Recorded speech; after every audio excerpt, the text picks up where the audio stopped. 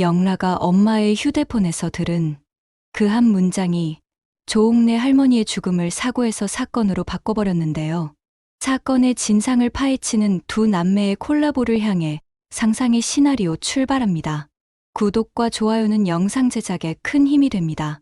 박영란은 지환과 좋은 감정이 싹트고 있었는데 엄마에게 들키고 말았고 엄마는 그것을 용납하지 않았습니다. 지환이 다칠까봐 보디가드 일을 그만두게 하고 헤어지게 되었는데 한 번은 지환에게 전화를 해야만 했습니다. 그래서 지환에게 전화를 걸었고 지환의 할머니가 교통사고로 돌아가셨다는 소식을 듣게 되었습니다. 어머니 고성이가 말리는데도 박영란은 결국 조옥래 할머니 장례식에 참석했습니다. 꽃을 헌정하고 묵념을 하는데 그때 곁에서 들려오는 어른들의 이야기가 박영란의 발을 멈추게 만들었습니다. 택시가 역주행차를 피하려다 크게 흔들렸대. 할머니가 심장이 놀라서 너무 급작스러웠다더라. 이런 말들이었습니다. 영란은 지환에게 다가가 애도의 말을 전했습니다. 오빠, 갑자기 할머니께서 저렇게 되어서 마음이. 영란은 차마 말을 잇지 못했습니다. 할머니가 그동안 시니어 모델 활동을 하면서 너무 행복해했는데 지환이 슬퍼하며 말했습니다. 근데 너는 어떻게 왔어? 엄마가 가도 된대. 지환이 물었습니다. 그냥 왔어. 그래도 와야지. 영란은 고개를 숙이며 오빠 나는 이제 가봐야 해. 영라의 돌아서는 모습을 보며 지환은 안타까운 마음이 가슴을 조여오는 듯 했습니다. 영라가 문 밖으로 나왔을 때 이지혁은 장례식장 밖에서 경찰들과 얘기를 나누고 있었습니다. 그 역주행한 차에 타고 있었던 사람은 아직도 입을 열지 않고 있습니다. 경찰은 계속 말을 이어갔습니다. 이상한 점은 그 차량이 한동안 백화점 앞에 멈췄다가 다시 나타나는 것을 반복했는데 그 점이 수상하다는 생각이 듭니다. 마치 미행이라도 하는 것처럼. 이지혁은 할머니와 어머니가 탄 차량으로 돌진해 왔던 그 범인이 왜 그랬는지 알고 싶었지만 입을 열지 않자 그 차량의 동선을 경찰에게 의뢰해 놓은 상태였습니다. 여기까지가 지나가다가 영라가 들은 내용이었습니다. 영라는 심장이 멎는 듯 했습니다. 처음엔 그저 비극이라고 생각했었는데요. 박영란은 이상하게도 그 말들이 마음에 걸렸습니다. 이유가 분명했습니다. 박영란은 어머니 고성이가 어떤 사람인지 누구보다 가까이에서 봐온 딸이었기 때문입니다. 특히 박영란은 자신과 지환을 떼어놓기 위해 고성이가 지환을 오토바이로 위협하게 한 과거를 떠올리자 등골이 서늘해졌습니다. 그때 박영란은 엄마가 사람을 겁주는 방식은 늘 한 발만 비켜설 수 있게 만드는 척, 실제론 생존 자체를 흔드는 방식이라는 걸 깨달은 적이 있었습니다. 박영란은 장례식장에서 눈물이 나지 않았습니다. 대신 의심이 차올랐습니다. 혹시 이 사고도? 이 질문이 머릿속에 붙어버리자 박영란은 한순간도 편하게 숨을 쉴 수 없었는데요. 박영란은 스스로를 다잡으려 애썼지만 더 무서운 건 내가 너무 엄마를 악마처럼 보고 있는 건 아닐까라는 죄책감과 그럼에도 엄마라면 정말 그럴 수도 있다라는 확신이 동시에 밀려온다는 점이었습니다. 이 모순이 박영란의 내면을 찢어놓았습니다. 장례식이 끝나고 집으로 돌아온 박영란은 어머니 고성이를 보기만 해도 심장이 빨라졌습니다. 고성이는 평소처럼 우아한 목소리와 단정한 표정으로 집안을 움직였는데요. 그 평온함이 박영란에겐 더 공포였습니다. 만약 엄마가 정말 관련이 있다면 이 완벽한 얼굴은 연기라는 뜻이니까. 박영란은 결심했습니다. 엄마를 감시하겠다고요. 박영란은 아주 조용히 움직이기 시작했습니다. 집 안 동선, 통화 시간, 외출 패턴, 심지어 고성이가 누군가와 대화한 뒤 표정이 미세하게 바뀌는 순간까지도 박영란은 기억해두었습니다. 이전의 박영란이었다면 엄마를 관찰하는 것 자체가 죄처럼 느껴졌겠지만 지금의 박영란은 달랐습니다. 박영란은 이미 한번 놀랐던 적이 있어서 엄마의 그림자를 똑바로 응시할 수밖에 없었습니다. 그러던 어느 날이었습니다. 고성이 방 앞을 지나던 박영란은 이상하리만큼 심장이 불편해지는 느낌을 받았는데요. 마치 지금 들어가야 한다는 직감 같은 것이었습니다. 박영란은 잠깐 망설였지만 문을 열었습니다. 방 안은 비어있는 듯 했는데 욕실에서 물소리가 들렸습니다. 그때 침대 옆 서랍 위에서 휴대폰이 계속 울리기 시작했습니다. 박영란은 엄마가 나오면 받겠지라고 생각했는데요. 벨소리가 너무 길고 계속 반복되는 탓에 무심코 화면을 확인해버렸습니다. 발신자는 저장되지 않은 번호였습니다. 박영란은 잠깐 손이 멈췄습니다. 내가 이걸 받아도 될까? 하지만 이미 불안이 의심으로 커진 상태였고 박영란은 결국 전화를 받고 말았습니다. 여보세요? 사모님. 수화기 너머의 목소리는 낮고 급했습니다. 사모님, 어떻게 하죠? 겁만 주려고 했는데 한 분이 사망하셨습니다. 그래도 약속한 대로 돈은 주시는 거죠? 그 한마디에 박영란의 세상이 멈췄습니다. 박영란은 손에서 휴대폰을 놓쳐 바닥에 떨어뜨려 버렸는데요. 심장이 쿵 하고 내려앉는 느낌이었습니다. 몸이 굳어버려 숨도 제대로 쉬어지지 않았습니다. 박영란은 단 몇 초 만에 정신을 붙잡았습니다. 엄마가 나오면 끝이다. 박영란은 떨리는 손으로 휴대폰을 집어들고 통화 화면을 닫았습니다. 그리고 무엇보다 중요한 걸 떠올렸습니다. 통화 기록이었습니다. 박영란은 무슨 일을 하는지도 모른 채 손가락을 움직였습니다. 통화 기록을 지우고 혹시 모를 최근 발신 기록도 빠르게 확인해 삭제했는데요. 지웠다는 사실이 들켜도 위험하지만 남겨두는 건 더 위험하다고 판단한 겁니다. 박영란은 숨을 죽이고 방을 빠져나왔습니다. 복도를 걷는 발걸음이 자기 귀에 너무 크게 들려서 박영란은 발끝으로만 움직이는 사람처럼 조심스러웠습니다. 문을 닫는 순간까지도 박영란은 욕실 문이 열리는 소리가 나지 않기를 빌었습니다. 자기 방으로 돌아온 박영란은 문을 잠그고도 한동안 벽에 기대 서 있었습니다. 다리에 힘이 풀려 주저앉기 직전이었는데요. 박영란은 눈을 감았다 떴습니다. 내가 잘못 들은 걸까라는 마지막 희망이 잠깐 스쳤지만 그 목소리는 너무 구체적이었습니다. 겁만 주려고 했는데 사망, 돈, 이 단어들이 박영란의 머릿속에서 칼날처럼 반복됐습니다. 박영란은 그제야 깨달았습니다. 이 엄청나고도 무서운 상황을 혼자 감당할 수 없다는 사실을요. 엄마 고성희를 의심하는 것만으로도 박영란에겐 버거웠는데 이제는 의심이 아니라 직접 들은 정황이 되어버렸습니다. 박영란은 손을 떨며 침대 끝을 붙잡았습니다. 그리고 박영란은 결국 박성재를 떠올렸습니다. 처음에는 아빠 박진석을 생각했지만 아빠가 이 사실을 알게 되면 너무 힘들어 할 것 같았습니다. 그런 모습이 보기 싫어서 우진 오빠 일도 감췄는데 이 집에서 고성희의 얼굴 뒤를 가장 냉정하게 볼 수 있는 사람, 그리고 자신을 딸의 감정이 아니라 사건의 위험도로 판단해줄 사람은 박성재뿐이라고 느꼈습니다. 그날 밤, 박영란은 박성재에게 연락했습니다. 목소리가 제대로 나오지 않아 메시지로 먼저 남겼습니다. 오빠, 지금 당장 만날 수 있어요? 엄마 관련해서 그냥 불안한 정도가 아니에요. 잠시 후 박성재가 나타났습니다. 박성재는 평소보다 말수가 더 적었습니다. 그 조용함이 오히려 박영란을 안심시켰는데요. 박성재는 박영란의 얼굴을 보자마자 직감했습니다. 이건 딸의 감정 폭발이 아니라 실제로 뭔가를 본 얼굴이다. 박성재가 낮게 물었습니다. 영란아, 천천히 말해. 너 혼자 감당할 일이 아니면 이제 내가 들어가야 해. 박영란가 입술을 깨물고 말했습니다. 오빠, 나 오늘 엄마 방에서 전화를 받았어. 근데 그 사람이 겁만 주려고 했는데 한 분이 사망하셨다고 했어. 그리고 돈 얘기를 했어. 박성재의 눈이 달라졌습니다. 영란은 박성재에게 자신과 지환에게 있었던 이야기까지 천천히 들려주었습니다. 박성재는 분노로 바로 뛰어들지 않았습니다. 대신 머릿속에서 즉시 위험도를 재정렬했습니다. 박성재는 박영란에게 물었습니다. 통화 기록은 남아있어? 박영란가 힘없이 고개를 저었습니다. 무서워서 지웠어. 오빠, 나 잘못한 거지? 박성재가 단호하게 말했습니다. 아니, 내가 살기 위해 한 반응이야. 지금 중요한 건 자책이 아니다. 박성재는 잠깐 숨을 고르고 이어 말했는데요. 영란아, 내가 들은 말이 조옥래 할머니 사고랑 직접 연결되는지는 아직 확정할 수 없어. 하지만 고성이가 겁만 주는 방식으로 사람을 움직여 왔다는 건 우리가 이미 경험했잖아. 그러면 이제는 가능성을 사건으로 다루는 단계야. 박영라가 눈물을 삼키며 말했습니다. 오빠, 나 엄마가 무서워.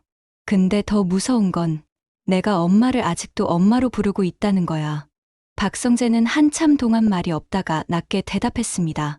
그 감정은 내 죄가 아니야. 내가 살아온 시간이니까.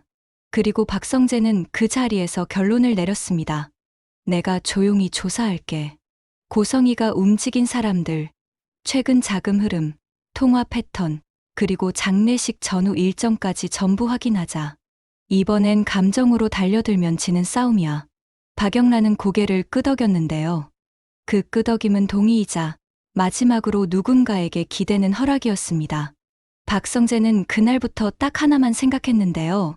고성이를 무너뜨리는 건 분노가 아니라 움직일 수 없는 증거라는 사실이었습니다. 박영라가 들었던 전화 한 통은 너무 선명했지만 법과 세상은 감정이 아니라 기록을 원했는데요.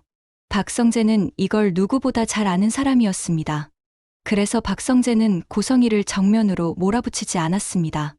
박성재는 오히려 평소처럼 밥을 먹고 평소처럼 회사 얘기를 하고 평소처럼 고성이의 좋은 아내 연기를 아무렇지 않게 받아주는 척했는데요. 그 연기가 완벽할수록 박성재는 더 확신했습니다. 고성이는 지금도 누군가를 쓰고 있다는 걸요. 박성재는 먼저 박영라를 안심시키는 데서 시작했습니다.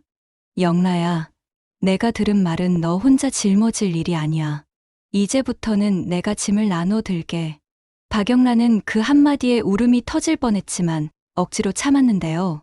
박영라는 이제 더 이상 엄마의 딸이 아니라 진실의 목격자가 되어야 한다는 걸 느꼈습니다. 박성재는 겉으로는 조용했지만 사실상 전면전을 시작했습니다. 고성이가 쓰는 외부 인력을 추적했고 고성이가 갑자기 늘린 현금 인출 패턴도 확인하려 했습니다. 박성재는 고성이가 가장 약한 지점을 알고 있었는데요. 고성이는 사람을 움직일 때 반드시 돈과 약점을 함께 쥐는 사람이었습니다. 그러니까 돈의 흐름만 따라가도 고성이가 만든 그림자의 꼬리가 드러날 가능성이 컸습니다. 친구 지역에게 연락해서 함께 의논하고 싶었지만 차마 얘기할 수가 없었습니다. 자신의 새어머니가 은호의 친엄마라는 것도 할머니를 죽음으로 몰고 간 사람이라는 것도 그 와중에 박영란은 가장 위험한 선택을 합니다. 박영란은 다시 고성이 방을 들여다봤습니다. 박영란은 절대 혼자 움직이지 않겠다고 마음먹었지만 조옥래 할머니 장례식 이후에는 달랐습니다.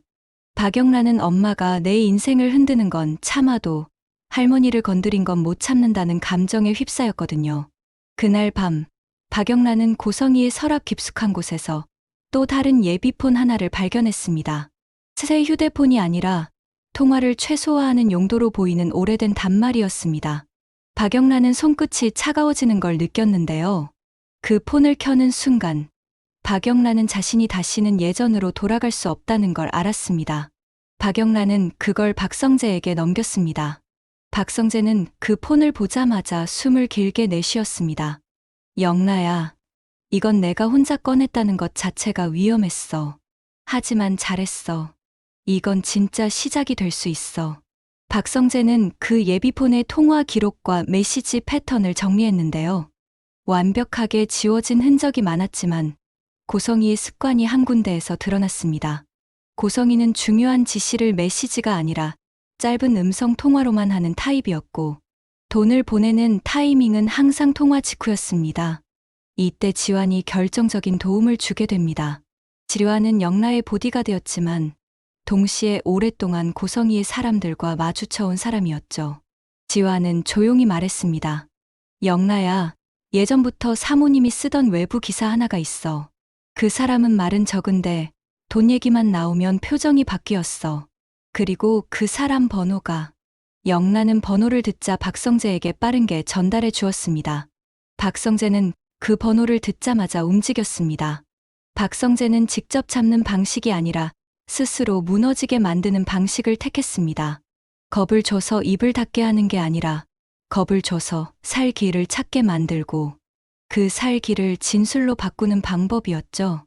박성재는 그 남자를 비밀리에 만나야 했습니다.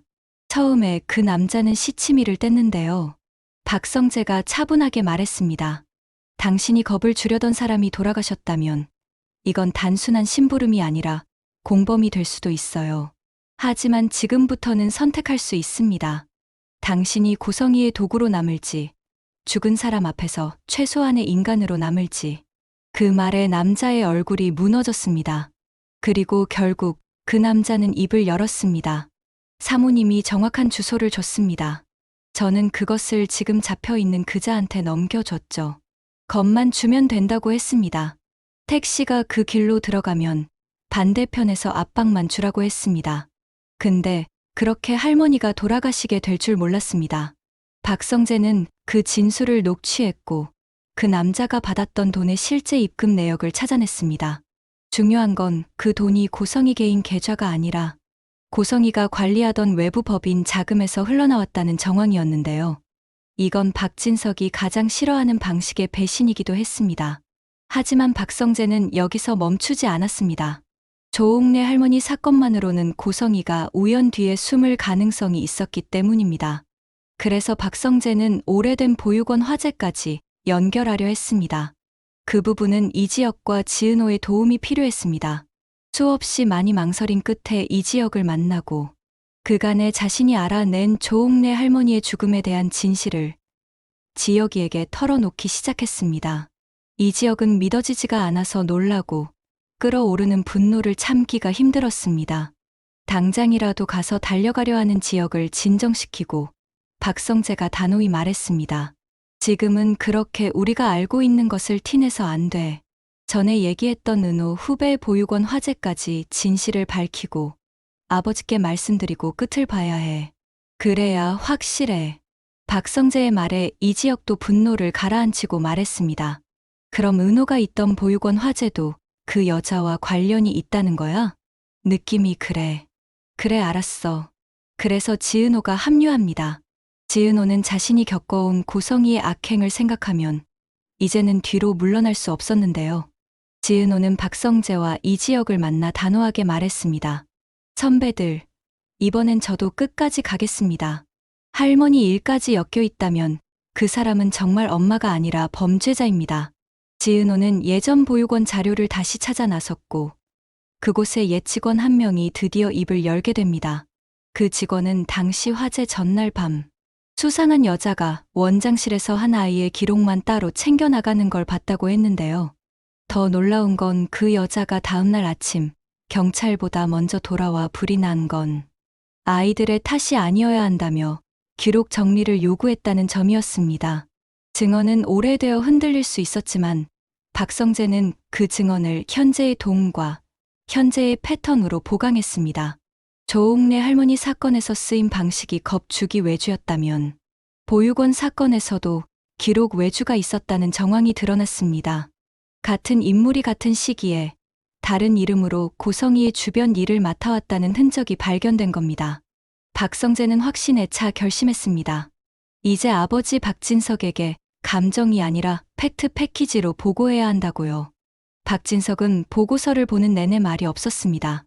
박성재는 아버지의 침묵이 폭발보다 무섭다는 걸 알고 있었죠. 박진석은 마지막 녹취를 들은 뒤 아주 낮게 물었습니다. 이게 사실이면 고성이는 나한테 거짓말을 한 정도가 아니라 이 집의 노인을 건드린 거다. 맞나? 박성재가 답했습니다. 네, 아버지. 그리고 더 문제는 아직 끝이 아닐 수도 있다는 겁니다. 고성이는 늘 한 번 성공한 방식을 반복해 왔습니다.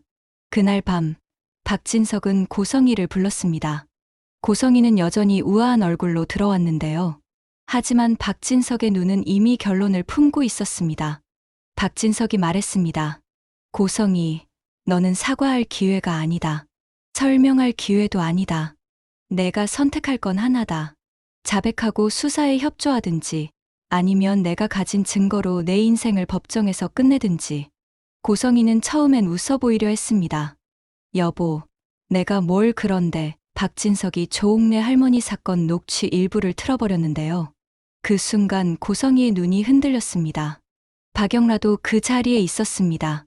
박영란은 엄마를 무너뜨리는 장면을 보고 싶지 않았는데요. 하지만 이제 박영란은 알았습니다. 이건 딸의 복수가 아니라 삶을 지키기 위한 마지막 정리라는 걸요. 고성이가 떨리는 목소리로 말했습니다. 영라야, 너까지 나를. 박영라가 울먹이며 말했습니다. 엄마, 나도 엄마를 지키고 싶었어. 근데 엄마는 나를 지키는 사람이 아니라 나를 쓰는 사람이었잖아. 지은호도 조용히 한마디를 보탰습니다. 당신이 나한테 한 일을 생각하면 조옥래 할머니까지 건드린 당신을 더 이상 엄마라고 부를 수 없습니다. 이지혁이 고개를 끄덕이며 말했습니다. 이제는 가족 문제가 아니라 범죄 문제입니다. 고성희 이사장님. 고성희는 마지막까지 버티려 했는데요. 증거가 어디 있어? 다 너희가 짜맞춘 거야. 그때 박성재가 말했습니다. 새어머니가 조옥래 할머니 사건에 사주한 사람에게 준 돈, 그 계좌 흐름이 당신 쪽 법인에서 나왔습니다. 그리고 그 사람이 당신 예비폰 번호도 정확히 말했습니다. 그날 영라가 들은 통화 내용과 연결됩니다. 박진석이 단호하게 마무리했습니다. 내가 가장 싫어하는 건 배신과 거짓말이다. 그런데 넌 그걸로 여기까지 올라왔고 그걸로 할머니까지 건드렸다. 이건 이혼으로 끝낼 일이 아니다. 박진석은 그 자리에서 변호인에게 고개를 끄덕였고 준비된 신고 절차가 즉시 진행됐습니다. 고성희가 도망칠 틈은 없었습니다. 며칠 뒤 고성희가 조사실로 향하는 소식이 퍼졌습니다. 고성희가 평생 쌓아온 자선가의 얼굴은 그날로 무너졌는데요. 언론은 차갑게 돌아섰고 고성희가 관리하던 재단과 외부 네트워크는 순식간에 손절을 시작했습니다. 고성희는 늘 사람을 버려왔지만 그날은 세상이 고성희를 버리는 날이었습니다. 박영란은 집으로 돌아와 박영란은 조용히 말했습니다. 할머니, 제가 사과드릴게요. 근데 이제는 엄마라는 이름으로 아무도 못 해치게 할게요. 박성재는 영라 뒤에서 말했습니다. 영라야, 내가 용기 낸 건 너 자신을 구한 거야. 그리고 할머니도 지킨 거야. 지은호도 이지혁 옆에서 숨을 길게 내쉬었습니다. 지은호는 자신이 짊어져 온 고성희의 그림자가 조금은 가벼워지는 걸 느꼈는데요. 지은호가 말했습니다.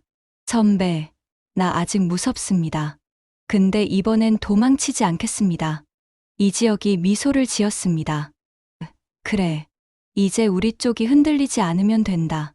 그리고 박진석은 마지막으로 박성재에게 말했습니다. 성재야, 내가 증거를 찾은 건 단순히 고성희를 무너뜨리기 위해서가 아니다.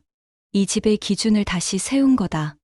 앞으로는 어떤 이름도, 어떤 체면도 사람의 목숨보다 위에 못 올라오게 해라. 박성재가 짧게 대답했습니다. 네, 아버지. 이번엔 끝까지 가겠습니다.